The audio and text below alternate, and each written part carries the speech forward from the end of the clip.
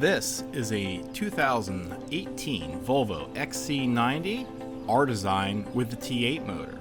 It's an osmium gray, of course, with the charcoal interior, and the T8 means this is your plug-in hybrid.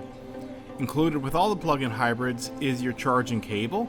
This charging cable can be used in either a 110 outlet, standard household, or a 220 with a 20 amp outlet. The adapters come with both of those. The R design gives you unique options for the wheels. Also, the front grille is a horizontal checkered pattern, and you have other little accents and some shiny black plastic bits that really dress up the exterior and give it a nice style. In 2018, the mirror caps were silver for contrast. Some of the newer ones you'll see will actually be black. They all have the LED headlights, which shimmer here in the camera a little bit, but very nice styling on these cars. Volvo did such a nice job with developing a good cohesive style that doesn't go over the top. Here you have your charging port. The charging port opens up. It does lock when the car is locked. Pull that cap off, and there you can plug in.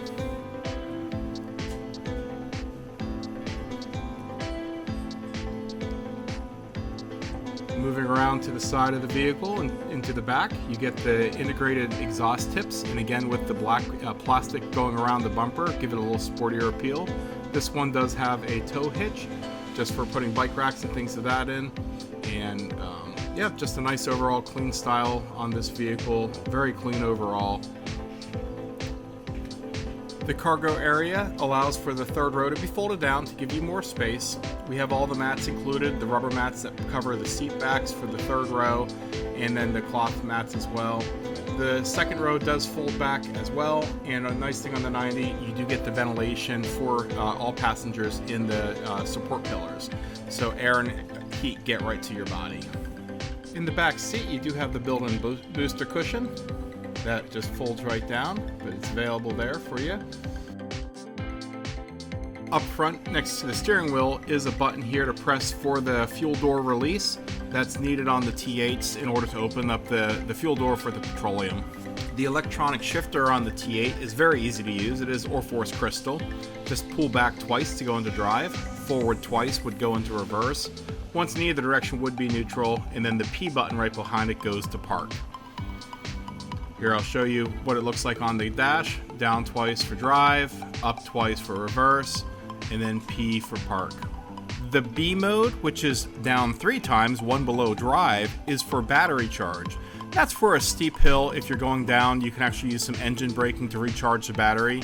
It's not considered efficient to drive in that at all times, but if you are going down a steep slope, mountain, or something like that, you can use that to reclaim a little bit of energy and use a little bit less of your brake pads. By pressing the drive wheel button, you bring up your different drive modes. There are up to 6 available: constant all-wheel drive, pure, hybrid, individual, power, and off-road. You may never use any of these, but it will always default back to hybrid even if you've selected a different one.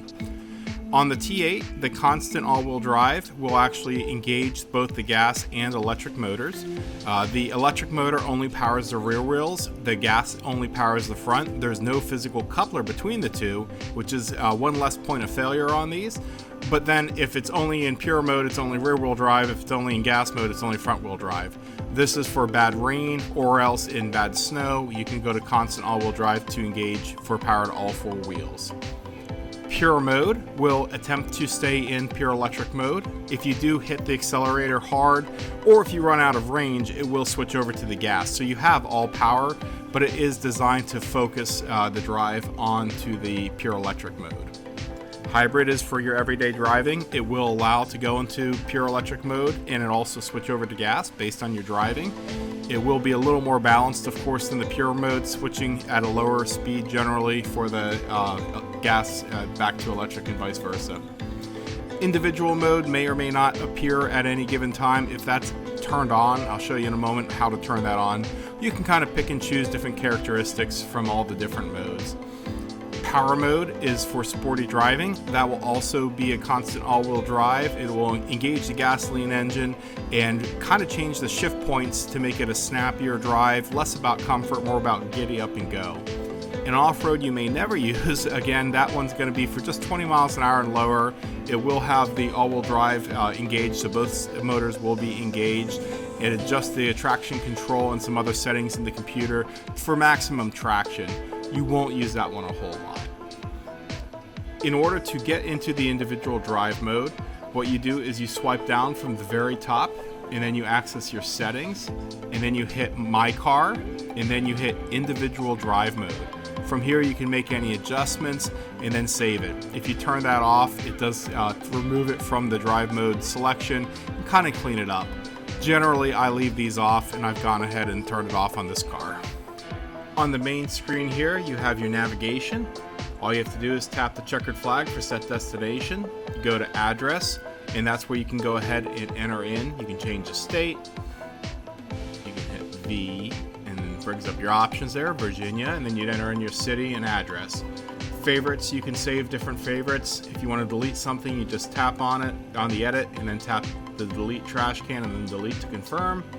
You can also set a home address if you want. That way you can use the voice command, take me home. It'll take you to whatever address you put in there. The library is where you can have addresses. That's also where you can send addresses from your phone. They'll appear in the library. And then you have your recents as well. That's where any recent addresses you've entered. You do also have POI, that's point of interest. It has different restaurants and things like that in there that you can go to. But you can also quickly clean out your nav system and start fresh. Next up, we have your different settings for your different safety features. You can turn these on or off just by touching. The green light means that they're on.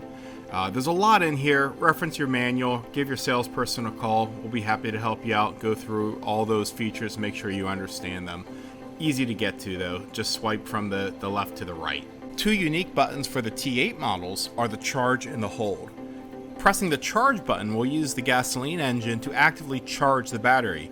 Over a long trip, you'll see this range go up for the electric. That can be nice if you have a long highway drive, you want a full electric charge so you can use the electric on the tertiary roads.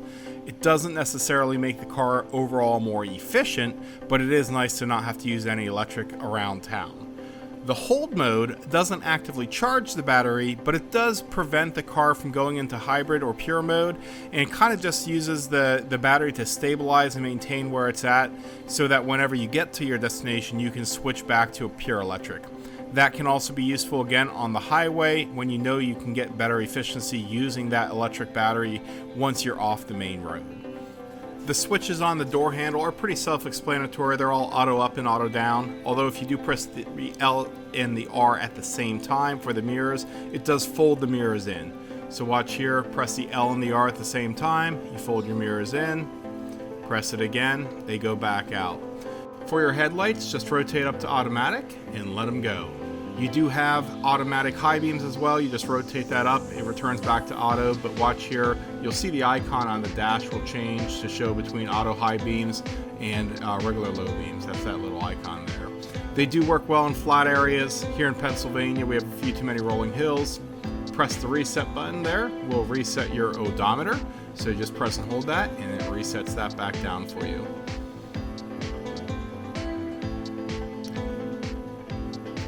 Pull forward, that flashes your high beams, pushes away, should turn them on and off for you. Volvos with the adaptive cruise are wonderful. You just press the center button to turn the cruise on. The toggle will set the gap and it graphically shows you here on the screen closer follow versus further follow. Makes it real easy to set a comfortable, safe distance with the adaptive cruise.